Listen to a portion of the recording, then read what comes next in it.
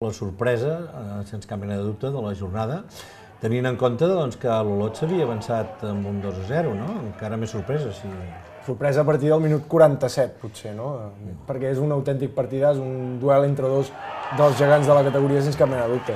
Al minut 29 arribava el primer gol de Dembo amb aquesta canonada empalmant un xut des de la frontal de l'àrea. Sergio Álvarez, l'home més perillós dels olotins, va tenir diverses ocasions. Seku, també, un dels homes més perillosos del Sant Andreu, que no podem oblidar que amb aquesta victòria entrava al play-off. Aquesta ja és una jugada de la segona meitat, escurada a l'esquerra, i Sergio Álvarez aconseguia creuar la pilota per superar Segovia i marcar el 2-0. Això just després de sortir del túnel de vestuaris. Clar, és que al final el plantejament era un 2-0 favorable a la Unió Esportiva. I Sergio Álvarez, que la tornava a tenir. L'Olot no va saber matar el partit. Seco, en una sortida de córner, va retallar distàncies i posava el 2-1 al minut 58.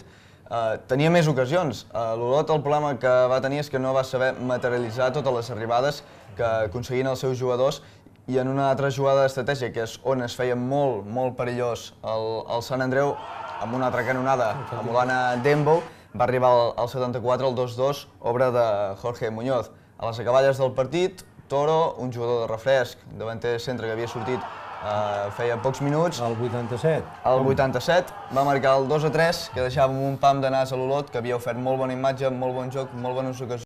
Avui, per fer un símil amb la boxa, si haguéssim acabat al final, no sé, el partit que no s'hagués produït aquest últim gol amb 2-2, haguéssim guanyat els punts, que tampoc et donen un KO, però en canvi el Sant Andreu ens ha guanyat per KO.